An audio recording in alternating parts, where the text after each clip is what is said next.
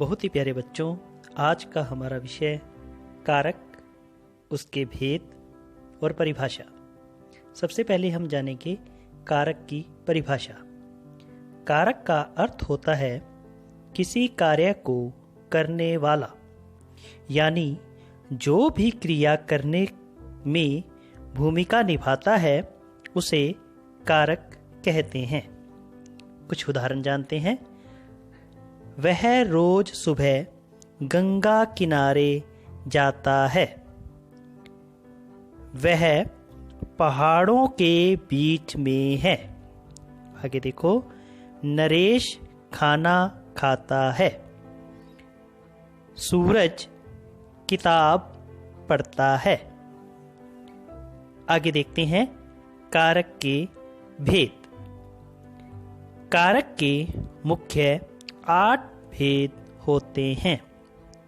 सबसे पहले है कर्ता कारक, कर्म कारक, करण कारक, संप्रदान कारक, अपादान कारक, संबंध कारक, अधिकरण कारक और संबोधन कारक।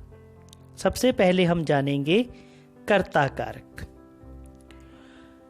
जो वाक्य में कार्य करता है उसी को कर्ता कारक कहते हैं।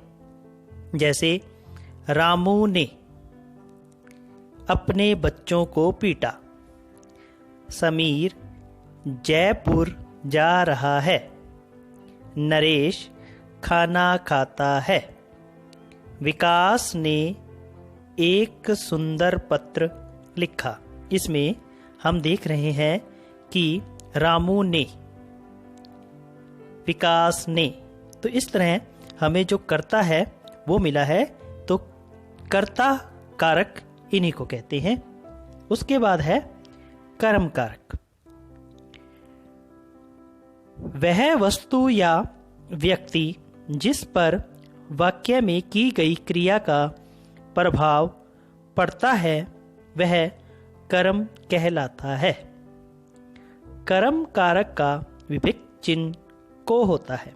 को उदाहरण के लिए जानते हैं। गोपाल, गोपाल है इसमें कर्ता। गोपाल ने राधा को बुलाया, तो को शब्द जो है वो कर्म पर जोर दे रहा है। दूसरे में देखते हैं, रामू ने घोड़े को पानी पिलाया, तो कर्ता का जो प्रभाव है वो कर्म पर पड़ता है। राम ने बच्चों को खाना खिलाया।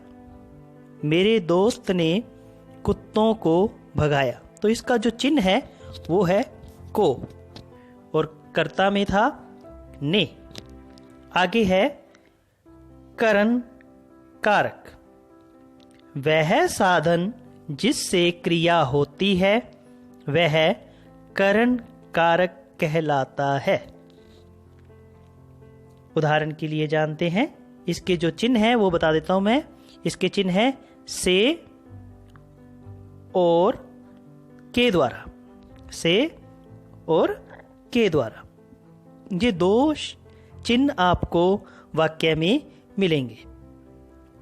बच्चे गाड़ियों से खेल रहे हैं। यहां पर से शब्द आया है। पत्र को कलम से, कलम से शब्द आया है। ये करण की पहचान है। राम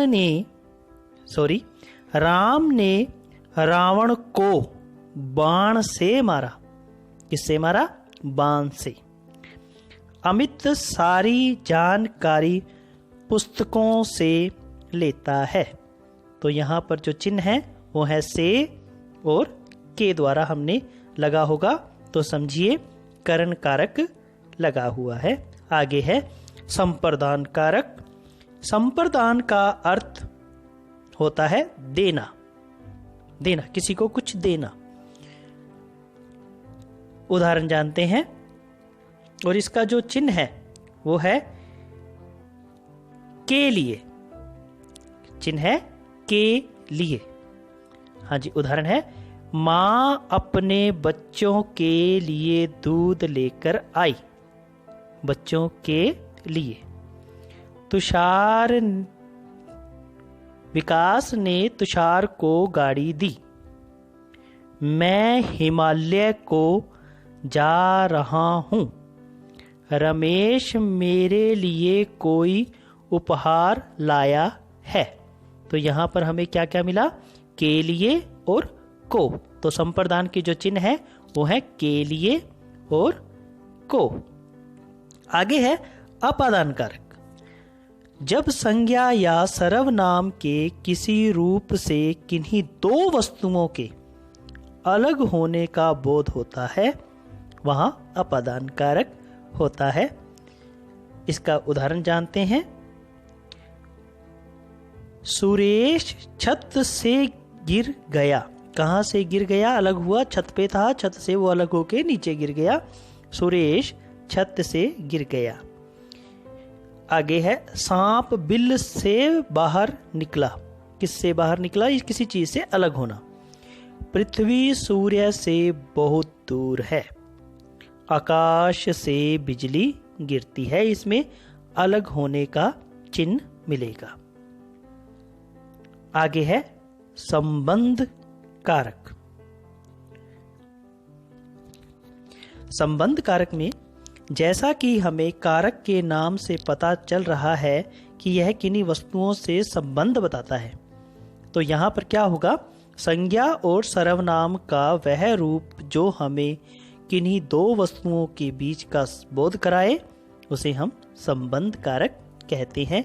इसके चिन्ह है का, के, की, ना, ने, नो, रा, रे, री आदि। ऐसे चिन्हों के उदाहरण है। वह राम का बेटा है, का आ गया। वह सुरेश की बहन है, की आ गया। बच्चे का सिर दुख रहा है, का आ गया। वह सुनील की किताब है, की आ गया। वह नरेश का भाई है। इस तरह आगे है अधिकरण कारक।